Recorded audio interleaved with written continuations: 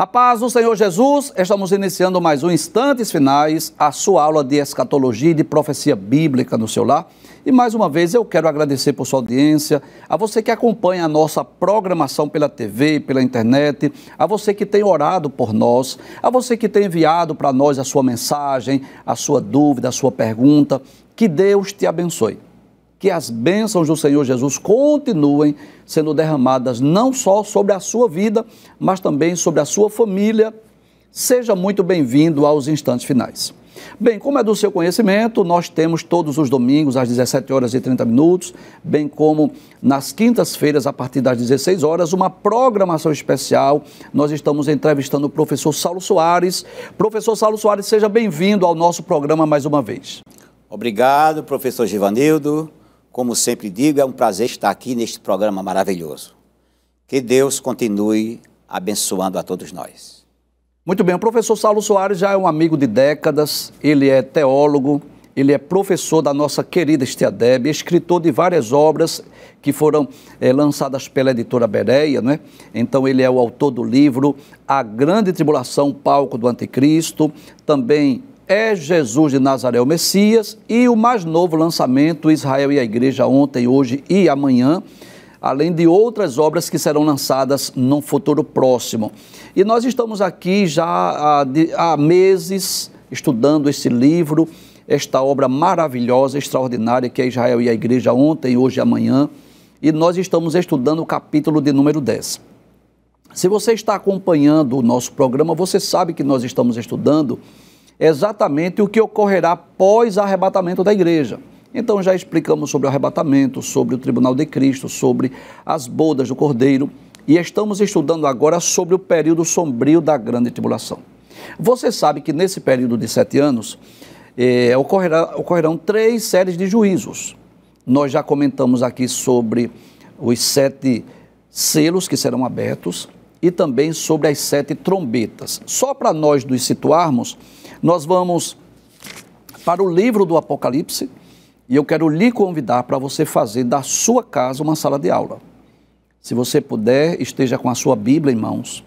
Se você puder, esteja também com o livro do professor Saulo aí ao lado, seu cadernozinho para você fazer as anotações.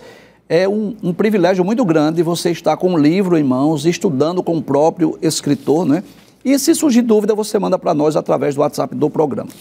Então, nós já estudamos sobre os 7 selos que serão abertos durante o período da grande tribulação. Capítulo 6, versículo 2, primeiro selo, fala aqui do cavalo branco, a falsa paz. Segundo selo, Apocalipse, capítulo 6, versículos 3 e 4, fala do cavalo vermelho, que representa a guerra. Terceiro selo, capítulo 6, versículo 5, cavalo preto, que representa a fome. Capítulo 6, versículo 8, quarto selo, que é o cavalo amarelo, representando a morte. Capítulo 6, versículo 9, o quinto selo, que é exatamente o martírio dos santos, os santos que serão mortos durante o período da grande tribulação. Capítulo 6, versículo 12, o sexto selo, uma série de catástrofes que ocorrerão na terra. E no capítulo 8, versículo 1, quando é aberto o 7º selo, aparecem 7 anjos com as trombetas que anunciarão juízos que ocorrerão durante o período da grande tribulação. E aí, no programa anterior também, nós estudamos sobre as trombetas. A primeira trombeta está no capítulo 8, versículo de número 7 do Apocalipse, que fala sobre aquele incêndio florestal, a terça parte da terra que será queimada. Segunda trombeta, capítulo 8, versículo 2 do Apocalipse, fala que a terça parte do mar vai se tornar em sangue, a terça parte dos animais marinhos, né, morrerão, e também a terça parte das naus, das embarcações vão se perder. A terceira trombeta está no capítulo 8, versículo de número 10 e 11, que diz que os rios, as fontes das águas serão atingidas, ficarão amargas, os homens morrerão de sede. Capítulo 8, versículo de número 12, será ferida a terça parte do sol, da lua e das estrelas, ou seja, o dia não vai brilhar como sempre ocorre. Capítulo 9, versículos 1 a 12, fala da quinta trombeta, aqueles gafanhotos gigantes que vão atingir os homens, e os homens serão atormentados por 5 meses. Sexta trombeta, uma guerra, de proporções gigantescas. Aparece aqui um exército com 200 milhões de cavaleiros e a terça parte dos homens vai morrer. Enxofre, fogo, fumaça, não é?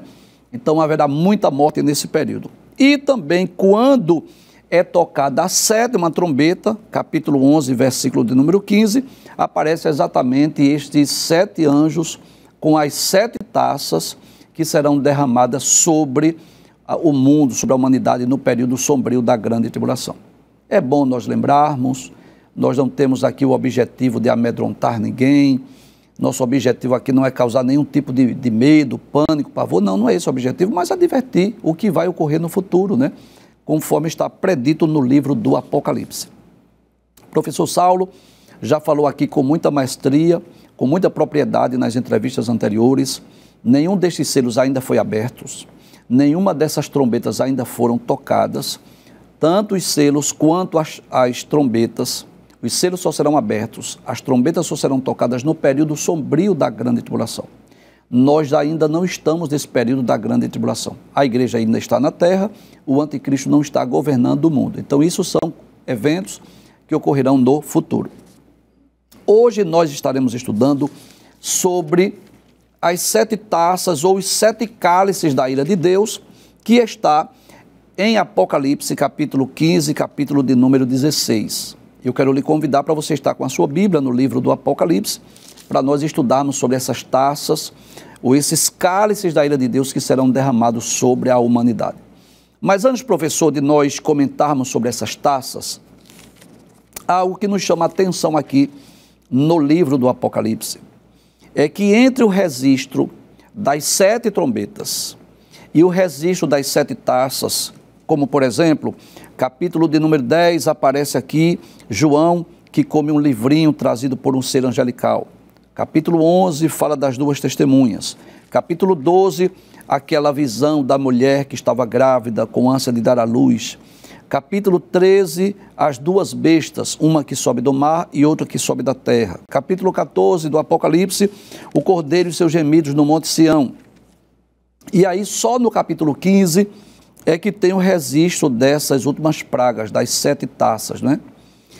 Por que há esse intervalo, professor? Como nós chamamos aqui esses eventos que estão entre as 7 trombetas e as 7 taças? Como é que nós podemos explicar isso para os nossos queridos telespectadores? Muito bem. A escatologia o denomina de parênteses ou eventos parentéticos. Certo. É que o assunto do Apocalipse, a revelação de João, é linear. Sim. Certo? É cronológica. Cronológica. Mas ficaria um pouco complicado João começar a descrever estes assuntos, todos eles, dentro desta visão cronológica. Aí o que acontece? O Senhor Jesus lhe dá 5 visões. Somos 5 visões parentéticas. E essas visões parentéticas, ou parênteses, elas se dividem em seções. Nessa última, entre as trombetas, na 6ª trombeta, a gente tem as 2 visões, que é o livrinho comido e também as 2 testemunhas. Quando é tocada a última trombeta, que é a 7ª, a gente tem o capítulo 12, capítulo 13 e capítulo 14. Ou seja, são visões dentro da visão de João. O Espírito Santo abre, olha João, vou dar uma paradinha aqui, certo? Vou lhe contar uma outra história que não precisa ela ser linear. Não precisa ela estar dentro da ordem cronológica que você está vendo. Ela vai acontecer. Aí, por isso que ele dá essas visões, que nós vamos, que é mostrada na 7ª trombeta. A mulher e o dragão, a besta que sobe do mar, a besta que sobe da terra e o cordeiro e seu remido no Monte Sião. Não é uma visão cronológica, é uma parada que o Senhor mostra a visão e depois reinicia novamente. Muito bem. Eu gostaria de lembrar, se você tem esse livro do professor Saulo Soares, que é A Grande Tribulação, Palco do Anticristo, ele também vai comentar tudo o que ocorrerá na Terra durante o período sombrio da Grande Tribulação inclusive sobre os 7 selos, sobre as 7 trombetas e sobre as 7 taças, que você poderá ampliar o seu conhecimento acerca deste importante assunto escatológico. E essas visões de parentética, está lá, inclusive, detalhadas. Eu vou pedir para colocar a tela e vamos começar a conversar com o professor Saulo Soares sobre essas 7 taças que são catástrofes, né, que são juízos, castigos de Deus que serão derramadas sobre a terra. Então, no capítulo de número 15, que possui apenas 8 versículos, está o registro desses 7 anjos que aparecem com essas taças, das últimas pragas que serão derramadas sobre a terra. E no capítulo de número 16, a partir do versículo 2, tem os detalhes, a explicação do que ocorrerá na terra quando esses cálices ou essas taças forem derramadas. Professor Saulo, eu vou ler o texto e vou pedir para o senhor explicar, tá bem? Capítulo 16 diz: E foi o primeiro e derramou a sua taça sobre a terra, e fez-se uma chaga má e maligna nos homens que têm o sinal da besta e que adoravam a sua imagem. Então, antes de o senhor explicar, a gente vai relembrar aos nossos queridos telespectadores que durante o período sombrio da grande tribulação será implantado nos seres humanos, vamos chamar aí um recurso tecnológico, né? Se é um chip ou se é um QR Code, enfim, uma marca da besta, que as pessoas só poderão comprar e vender se tiverem essa marca. Eu vou chamar de chip ou esse recurso tecnológico. Então, tudo leva a crer que dinheiro vai deixar de existir. Tudo leva a crer que as pessoas, durante o período sombrio da grande tribulação, vão trabalhar nas empresas e, em vez de receberem o valor, o dinheiro, o salário em espécie, será acreditado ali, vamos dizer, naquele chip ou naquele recurso tecnológico. E quando ele precisar fazer uma compra numa padaria, num shopping, farmácia, supermercado, ele vai com um coletor de dados, né, vai ser debitado na sua conta e creditado lá na loja ou no shopping, enfim. Só que a aceitação dessa marca da besta é uma espécie de uma aprovação ao governo do anticristo, né? Então, aqueles que se converterem durante a grande tribulação irão rejeitar essa marca da besta, não aceitarão essa marca e, claro, serão perseguidos, muitos serão mortos, e aí o sofrimento é inevitável. Se as pessoas não aceitarem a marca da besta, qual é o sofrimento? Não vai poder trabalhar, não vai poder comprar, não vai poder vender. Então imagina, não pode ir numa padaria comprar um pão, não pode ir no supermercado comprar alimento, não tem como trabalhar. Então, e facilmente essas pessoas serão presas, terão seus bens confiscados, serão mortas, enfim. Mas para as pessoas que estiverem na terra, elas terão, vamos dizer assim, um certo conforto. Que aceitarem a marca da besta, me refiro agora. Vão poder trabalhar, comprar, vender, né, ter o seu comércio, seus negócios, enfim, suas transações comerciais. Porém, professor, esse juízo aqui, ele é exatamente sobre essas pessoas. Não sei se é uma espécie de um câncer, não sei se é uma espécie de uma rejeição, mas uma úlcera, uma chaga, alguma coisa que vai atingir de forma específica quem tiver essa marca da besta. Como é que o senhor interpreta esse castigo, esse juízo dessa primeira taça? Quando nós começamos a falar dessas 3 séries de juízos, parece que Deus programou e ninguém convenceu Deus, nem o próprio amor de Deus, lhe convenceu de não fazer isso. Espera aí. Deus, desde antes da fundação do mundo, que Deus sabe todas as variáveis que vai acontecer. Por isso, ele já determinou isso aqui. Essa série da praga das taças, ela não está aqui apenas porque Deus quis. Foi por causa dos homens que rejeitaram ao Senhor, mesmo com o sofrimento da terça parte da natureza sendo contaminada e a morte de muitos homens, e eles não se arrependeram dos seus pecados e blasfemaram contra Deus. Então, estas pragas agora vêm. E estes que blasfemaram contra Deus, foi justamente estes que aceitaram servir ao seu novo Senhor, que é o anticristo, que é o governo do final dos tempos. Então, Satanás, o governo do final dos tempos e o próprio dirigente do governo, que é o anticristo, estão envolvidos numa só essência. Ou seja, não queremos saber de Deus. E estas pessoas seguem esse trio e aceitam esta marca. Então, Deus vem agora com a terceira leva de catástrofe. Então, se as guerras não deram resultado, se as catástrofes das trombetas não deu resultado, Deus agora vem com outra. Lembrando sempre que estas catástrofes não é porque Deus se alegra, não é porque Deus acha bom. Deus está dizendo, agora vocês vão ver. Não. Deus está dizendo, por favor, se arrependam.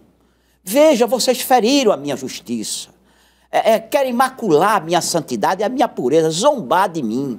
De mim ninguém zomba. Eu sou o Deus Todo-Poderoso. Por favor, medite, veja, que eu não posso perdoar isso de vocês se vocês não se arrependerem. É isto que acontece com o povo. Aí então vem essa chaga. E vai acometer justamente sobre estas pessoas que têm o sinal da besta. Aí, como o senhor falou com muita propriedade, que estas coisas só começam a ser válidas, ou seja, essa maldição para quem tem a marca só começa a ser válida após o arrebatamento da igreja. Sim. Professor Givanildo, atualmente tem milhares e milhares de pessoas com certo chip no corpo que compra e vende. Sim. E vende. Isso já ocorre em nossos dias. Eu lendo recentemente sobre uma nova marca que vem por aí, se não me falha a memória, a pronúncia é Luciferase. É feito algo que coloca na pele, que brilha. Por isso que vem de Lucifer, aquele luz. Que brilha, aquele que tem a luz. E isto foi a partir de 5 anos atrás. Bill Gates mandou fazer essa pesquisa para implantar no ser humano, ou no rosto, ou na mão. E lá, substituindo o que poderia ser um chip, como se foi comentado, e até eu comento isso. Mas agora, à medida que a ciência avança, novas invenções vão surgindo para isso acontecer. E acredita-se a esta marca, essa luciferase que está no corpo, todas as informações necessárias do indivíduo. Então, ele não vai precisar nem de documentos, por exemplo, identidade, CPF, habilitação, nada, porque estão todas as informações ali, tipo sanguíneo. Que dinheiro?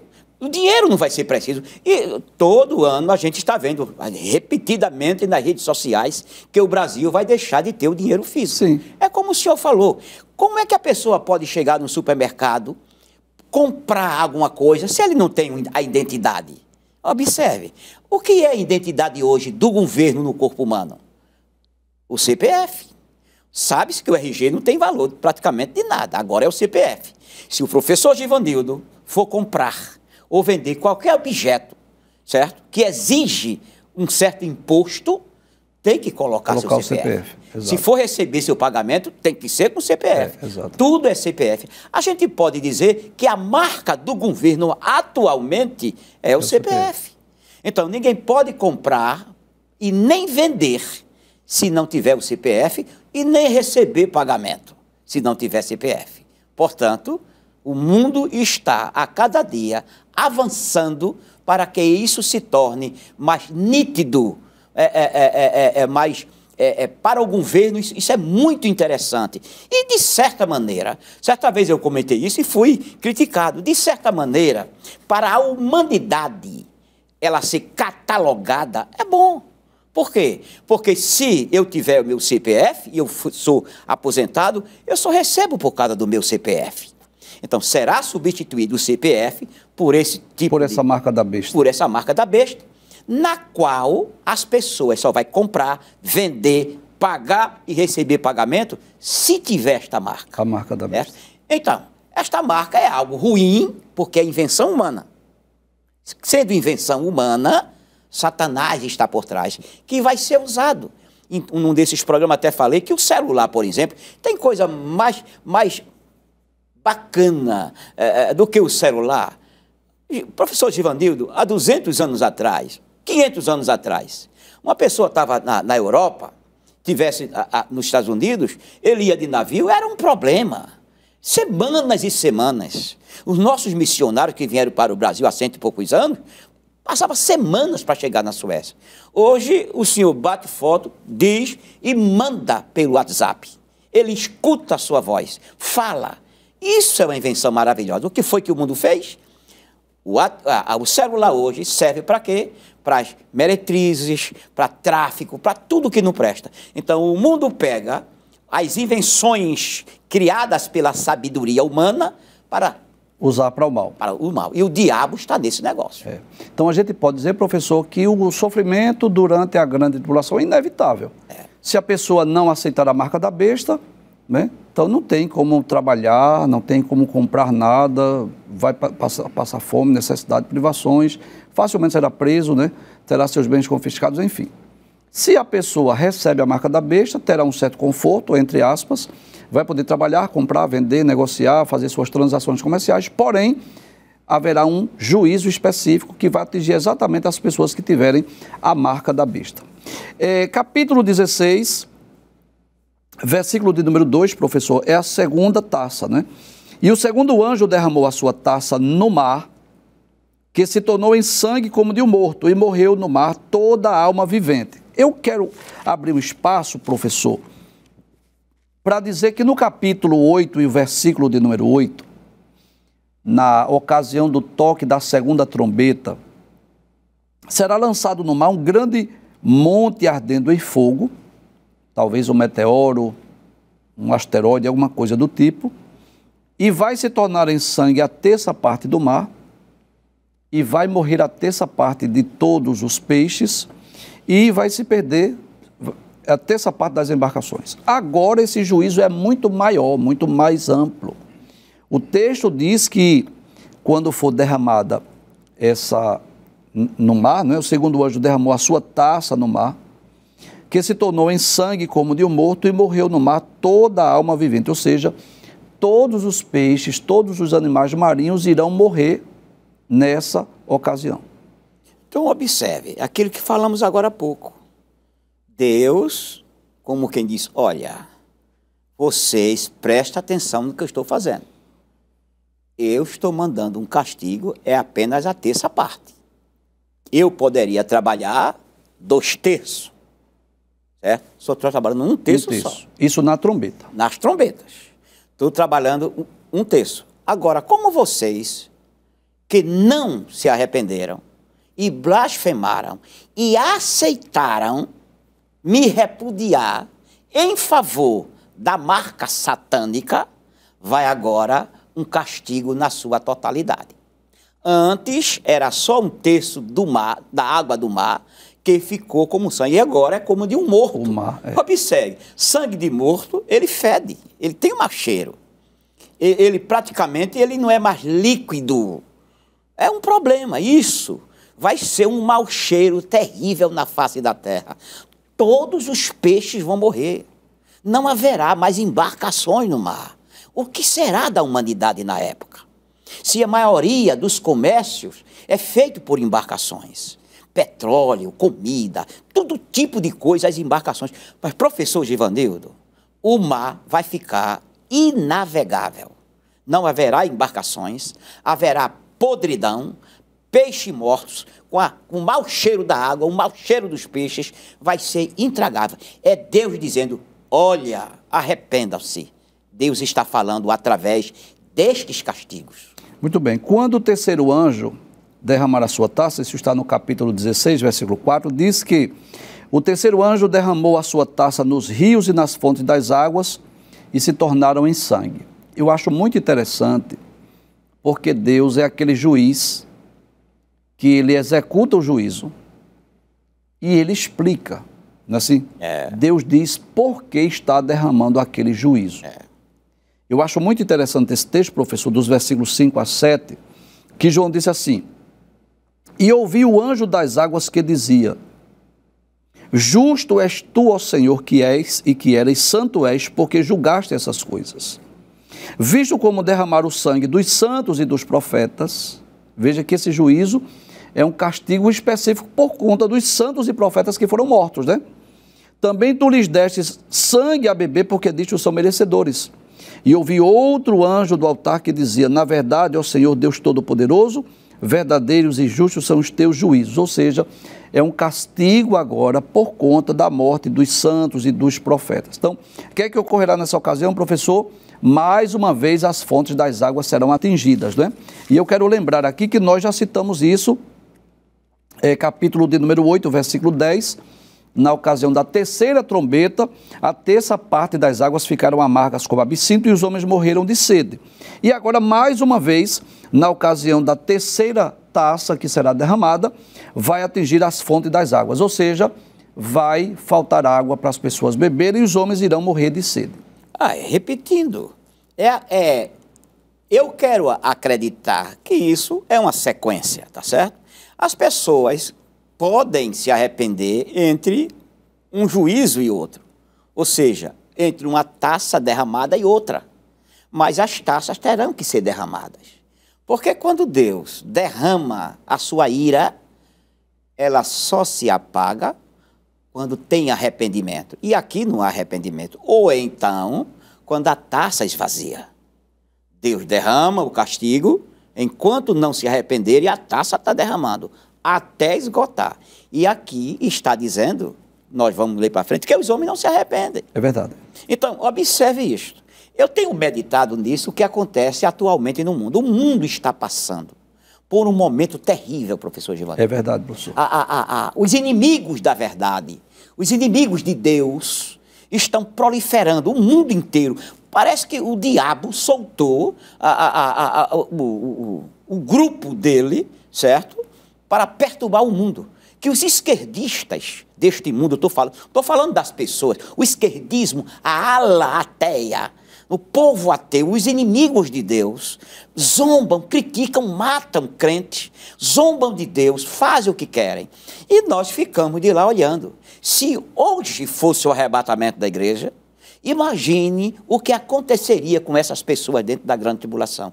Quantos cristãos são mortos? Aldeias inteiras são mortas. Mulheres são estupradas, crianças são violentadas. No mundo inteiro. Basta ir para o mundo de lá dos Orientes, que vocês vão acompanhar essas misérias. Então, o mundo precisa saber que existe um dono que corrige, que castiga aquele que lhe desobedece. Muito bem, professor.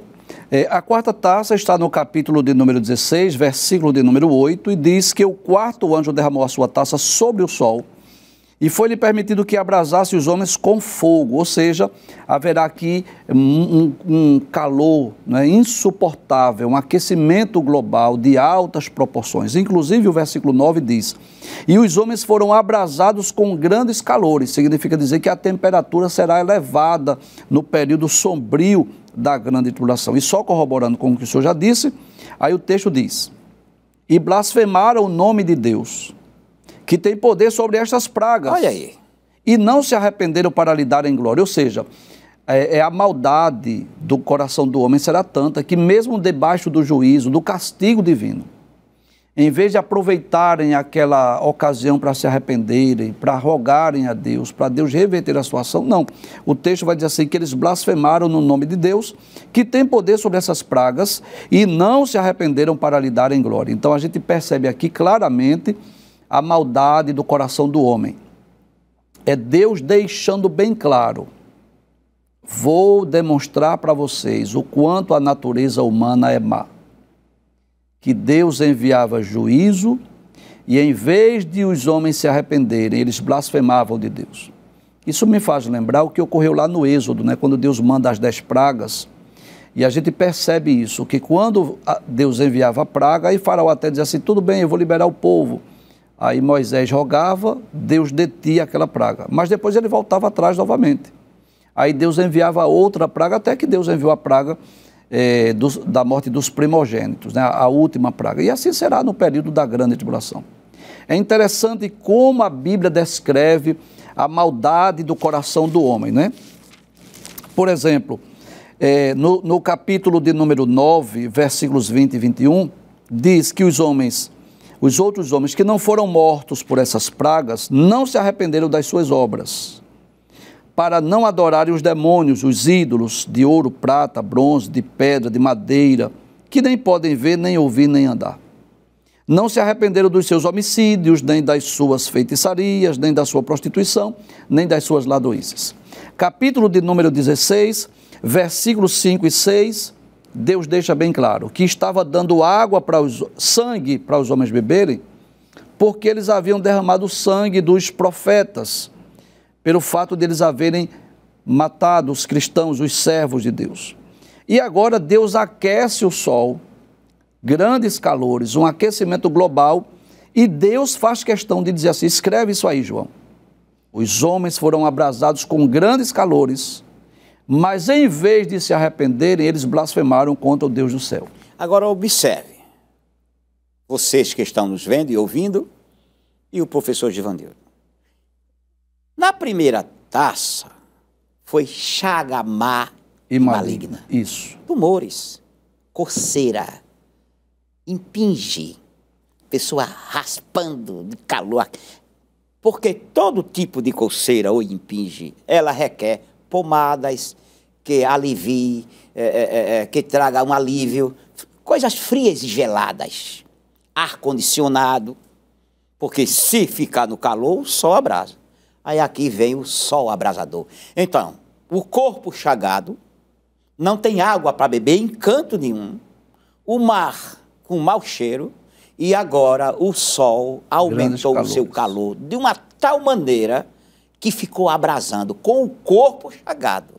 E eles não se arrependeram dos seus pecados e antes blasfemaram. E vocês acham que João colocou isto aqui? Por quê? João está, na verdade, sabendo lá atrás que no futuro alguém ia dizer que Deus terrível. Exato. Que Deus perverso para ferir as pessoas. João disse, epa, peraí, leia o texto que eu escrevi. Mesmo assim não se arrependeram e blasfemaram. Por causa disso eles estão sofrendo, porque além de matar os profetas e derramar seu sangue, agora estão sendo castigados. E Deus está cobrando dele. Além disso, eles ainda blasfemam contra Deus. Daí esses castigos. Lembrando sempre, estes castigos ficaram vivos? Ficaram. É para eles se arrependerem. Porque quando vem o mal sobre o homem, mal, que ele morre, não tem mais jeito. Depois da morte segue-se o juízo. Mas quando vem o castigo, ele fica vivo, é uma oportunidade que Deus está dando para ele pensar. Que coisa! Veio sobre mim este mal, eu preciso melhorar o meu jeito de ser. Preciso melhorar naquilo que eu creio. Em quem eu devo crer? No mal ou no bem? Claro que é no bem, e este bem maior é o Senhor. Muito bem. Outro fato interessante aqui, professor, é que quando nós estamos aqui um dia muito ensolarado, né? Calor, altas temperaturas, o que a gente mais deseja é tomar um banho, tomar bastante água, bastante líquido, né? Para amenizar aquele calor insuportável, não é assim? E há algo muito interessante ser observado. Os homens serão abrasados com grandes calores, altas temperaturas, aquecimentos globais. Detalhes, quando na verdade não tem água, porque quando o terceiro anjo derramou a sua taça nos rios e nas fontes, e elas se tornaram em sangue. Então seria mais ou menos isso. A pessoa chega em casa, calor insuportável, quando liga o chuveiro, a água é cor vermelha, né? Da cor de sangue. Então a pessoa quer beber água, não tem água. Enfim, então o sofrimento do período sombrio da grande tribulação, ele é simplesmente insuportável, incomparável, sem precedentes. Capítulo de número 16, versículo 10, agora é um juízo específico sobre o trono da besta. Professor, o que é o trono da besta? A sede do governo do anticristo. Diz o capítulo 16, versículo 10. E o quinto anjo derramou a sua taça sobre o trono da besta, que eu vou chamar aqui a sede do governo do anticristo, e o seu reino se fez tenebroso, e os homens mordiam a língua de dor, e por causa das suas dores e por causa das suas chagas, blasfemaram do Deus do céu e não se arrependeram das suas obras. Então, 3 coisas que eu quero que o senhor explique aqui, professor. Primeiro, esse juízo sobre o trono da besta, né? Segundo, é que os homens vão morder a língua de dor, de uma dor tão insuportável. E terceiro, mesmo assim, não se arrependeram. Dá uma tristeza na alma uma coisa dessa. Dá uma dor no coração por ver tantas pessoas que sofrem o cotidiano da vida. Sofrem por falta de pão, por enfermidade, por falta de uma boa moradia, pela injustiça do homem e ainda negam a Deus. O trono da besta, como falou o professor Givanildo, é a sede principal. Mas esse trono se estende por toda a humanidade. Então, quando a gente lê lá em outra parte da Bíblia, que viu a mulher sentada sobre muitas águas. Sim. As águas são a humanidade. São nações. Então, a gente pode dizer que o trono da besta se inicia na sua sede. Sim. E se estende por toda a humanidade. Muito por bem. isso que os homens mordem a língua de dor, porque eles fazem parte do grupo no qual a besta está comandando. Porque a besta sozinha não faria mal à humanidade, mas tem os seus asseclas, quem trabalha para ele, para fazer esse mal para a humanidade. E observe, repetindo, João, com o coração cheio de amor, está gritando nessa terceira parte. Arrependam-se, deixe de blasfemar. Volte-se para Deus. Volte-se. Vocês vendo o sofrimento, é João que está fazendo. Não é o Senhor que diz, João escreve aí. Não, é João com seu amor, penalizado. Imagina o sofrimento de João ao escrever isto. Ele abre um parêntese na visão e escreve, olhe, vocês vão blasfemar, vocês vão criticar, vocês vão zombar. Vocês tenham compaixão das vossas almas. É João que está dizendo isso, sempre alertando com o seu grande amor, como a igreja faz. A igreja pega o evangelho mostrando o bem que é o céu e o mal que espera os pecadores por amor às almas. Muito bem. No capítulo 16, versículos 12 a 16, fala sobre a sexta taça, né? O sexto anjo derramou a sua taça sobre o grande rio Eufrates, e a sua água secou-se para que se preparasse o caminho dos reis do Oriente. Bem, professor, pelo contexto, se continuarmos lendo até o versículo 16, dá-nos a entender que esse juízo ocorrerá por ocasião da batalha do Armagedon, é o que dá a entender, né? Porque no versículo 16 diz que os congregaram no lugar que em hebreu se chama Armagedon.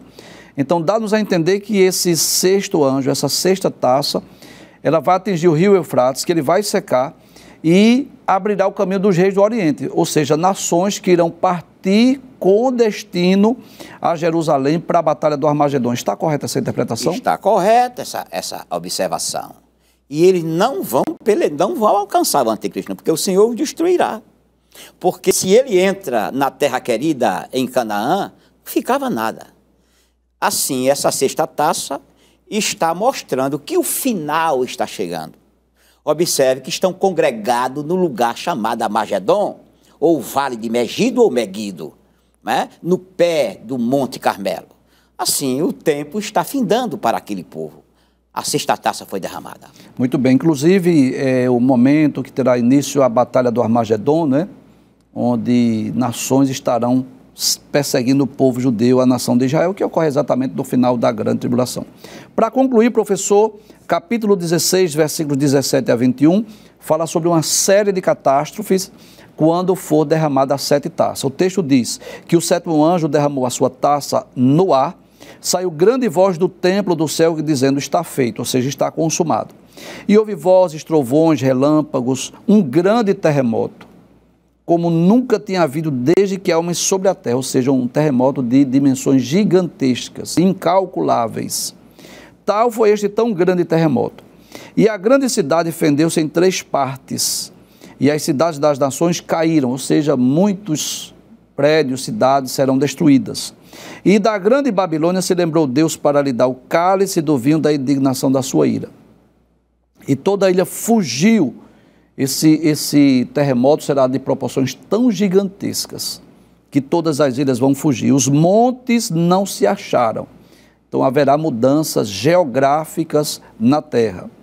E sobre os homens caiu do céu uma grande saraiva de pedras, peso de 1 talento. E os homens blasfemaram de Deus por causa da praga da saraiva, porque a sua praga era muito grande. Então, uma série de catástrofes, terremotos, né, saraiva de pedras caindo sobre os homens e mesmo assim, professor, os homens não irão se arrepender dos seus pecados. Foi o último aviso, né? Porque quem conhece um programa de uma guerra, é preciso primeiro metralhar, depois os soldados. Então, foi o que Deus fez, mandou a praga dos selos, trombeta e taças. E no final, o terremoto. Como quem disse, olha, essa é a última. Né? Observe, foi diretamente sobre uma cidade, que era a Babilônia religiosa, e atingiu também todas as cidades da terra. Todas as cidades da terra. Prédios caíram, e o Senhor fez uma boa observação, que os montes mudarão de lugar. A Bíblia diz que vales serão exalçados, ou seja, subirão, e montes serão abaixados. A Bíblia fala isso. Isso acontecerá no grande terremoto. E todas essas grandes construções que os homens se alegram nela, foi eu que fiz, tudo virá por terra. Muito bem. E eu diria até que isso é talvez uma espécie de uma preparação para as mudanças geográficas que ocorrerá para a implantação do reino milenial. E a pergunta que não quer calar, talvez você ouvindo, assistindo o programa, nós aqui falando sobre tantas destruições, tantas catástrofes, você vai perguntar, e onde estará a igreja, professor, nesse período? A igreja estará nas regiões celestes, celebrando, né, as bodas do Cordeiro. Nós cremos nisso, que antes que tenha início esse período da grande tribulação, a igreja será arrebatada, assim como Deus proveu um escape para Noé e sua família, assim como Deus proveu um escape para Ló e suas filhas, quando foi destruir Sodoma e Gomorra, Deus também proverá um escape, um livramento para a sua igreja. A grande tribulação é o período da ira de Deus sobre a humanidade e também um período em que Deus estará tratando com o povo judeu. Por isso nós cremos que a igreja estará isenta. Nós vamos a um breve intervalo. Na volta nós retornaremos lendo mensagens, respondendo perguntas, enviando saudações e tirando as dúvidas dos nossos queridos telespectadores. Até já!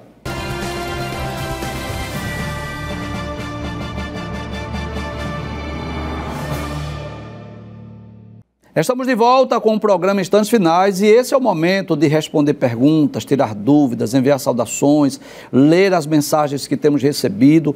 Eu quero agradecer a você que tem enriquecido o nosso programa, enviado a sua sugestão, a sua dúvida, a sua pergunta ou a sua mensagem para nós. Mas, por favor, sempre que enviar alguma mensagem para nós, o número do WhatsApp está aparecendo aí, que é o 819-9466-1010. Por favor, se identifique, diga seu nome, sua cidade, sua igreja. Nós teremos o maior prazer não só de responder a sua pergunta, mas também de enviar também uma saudação para você, para a sua igreja e para a sua cidade. Vamos à primeira pergunta. Cleidson, lá do estado de São Paulo, eu quero enviar saudações ao nosso querido irmão Cleidson, aos nossos queridos internautas aí que acompanham a nossa programação no estado de São Paulo. Ele diz assim: a paz do Senhor, professores, falta muito tempo para a igreja passar pela tribulação? Professor Saulo, eu acho que essa pergunta precisa ser melhorada, né? Precisa.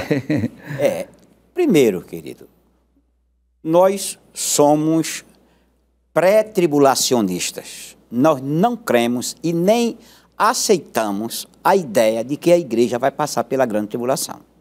Portanto, não é que vai faltar pouco ou muito tempo. Ela nunca, jamais vai passar pela grande tribulação. Isto é história que inventam sobre isso. A igreja já vive neste mundo. E este mundo jaz no maligno. Os verdadeiros cristãos que têm a alma contrita com Cristo já vivem angustiada neste mundo. Tá certo? Se isto for uma tribulação, a gente está passando por ela. E é bom nós citarmos aqui alguns textos, né? Algumas referências bíblicas que nos levam a crer que a igreja não passará pela grande tribulação. Por exemplo, em Daniel capítulo 9, versículos 24 a 27, quando o anjo aparece a Daniel, que vai falar sobre a profecia das 70 semanas, o anjo diz: 70 semanas estão destinadas sobre o teu povo e a tua cidade. Qual é o povo? O povo judeu. Qual é a cidade? É a cidade de Jerusalém. Então, 69 semanas já se cumpriram, resta apenas a 70ª, que é o período sombrio da grande tribulação.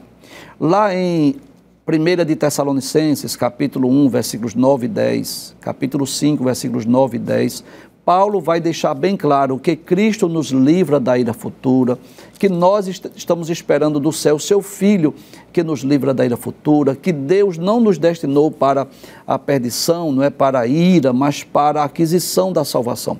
Logo, nós cremos que antes que tenha início esse período sombrio da grande tribulação, Jesus virá buscar a sua igreja para nos levar para junto de si. Vamos ler uma mensagem?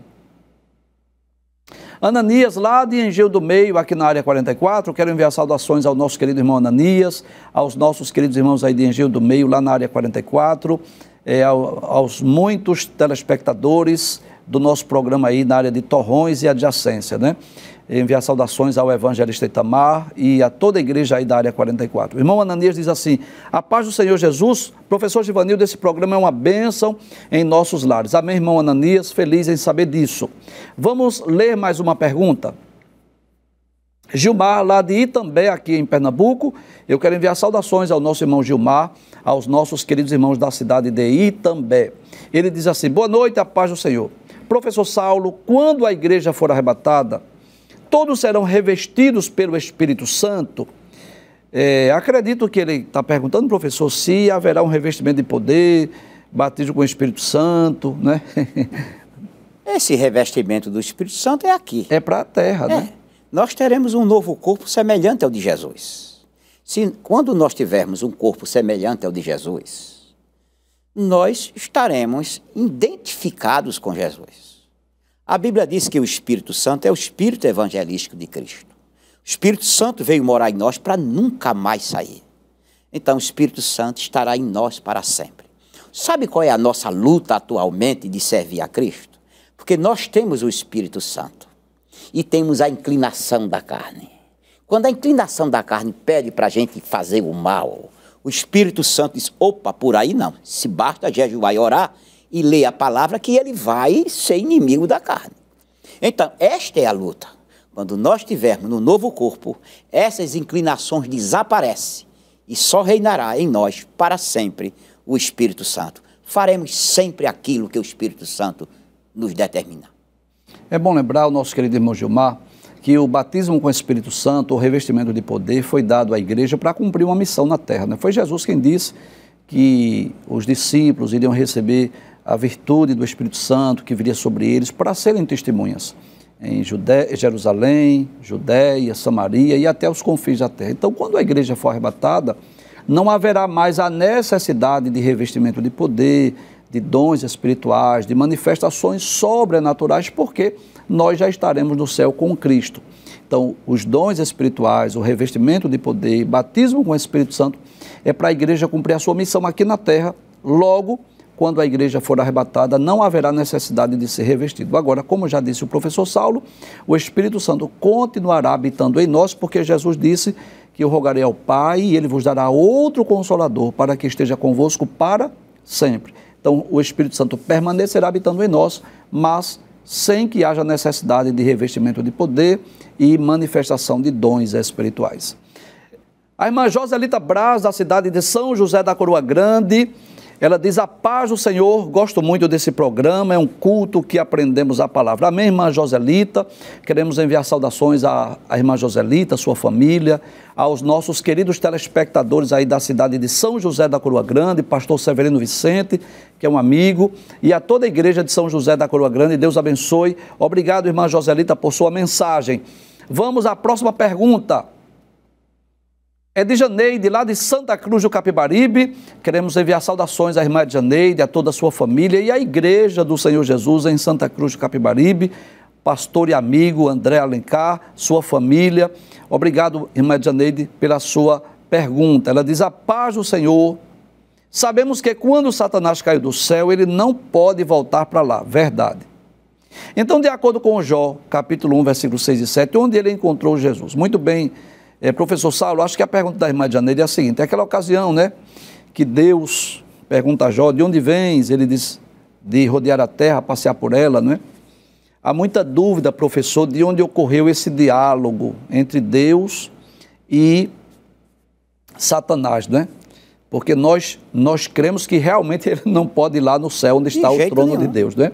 Como é que o senhor pode explicar esse texto aqui para a nossa irmã Janeide? E com certeza essa é a dúvida de muitos dos nossos queridos telespectadores. Querida irmã Janeide, a paz do Senhor Jesus. Observe. Jesus, não foi Jesus que encontrou Satanás, nem Satanás encontrou Jesus lá no Antigo Testamento. Jesus é o homem é Deus, homem, no Novo Testamento. Essa história aqui, no capítulo 1 de Jó, versículos 6 e 7, é o encontro de Deus que estava no local. Havia um grupo de pessoas cultuando ao Deus da glória e Satanás chegou.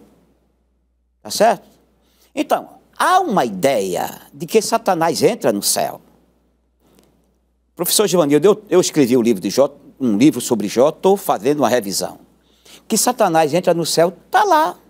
Alguém até já citou, dia e noite acusando os irmãos. Espera aí, se Satanás está no céu dia e noite acusando os irmãos, primeiro, lá no céu não tem noite. Segundo, se está lá dia e noite da terra, ele não está mais aqui, já vive lá direto. É um problema.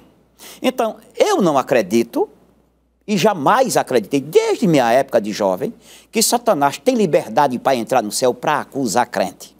Ele acusa de onde ele está, certo? Porque Deus está em todo lugar. E onde Deus, algo que Deus criou, está a onipresença de Deus, está ali. São Satanás para acusar crente, não precisa entrar no céu. Basta ele dizer, está vendo o que ele faz? Que Deus é que está em todo lugar. Portanto, eu posso dizer a você, praticamente com segurança, Satanás foi ao encontro de um grupo de adoradores de Jeová e lá o Senhor perguntou a ele, de onde vens? Porque Deus já estava lá, tá certo? E Satanás chegou, porque estavam cultuando a Deus e onde se cultua a Deus, a presença dele está ali e ele perguntou a Satanás isso. Amém. Eu acho muito pertinente, professor, essa explicação e eu concordo em gênero, número e grau, né? Porque Satanás não tem mais acesso a Deus, ao trono de Deus, embora que Deus, pelo fato de ser onisciente e onipresente, Deus contempla e vê Satanás, todas as suas ações, todos os seus planos, né?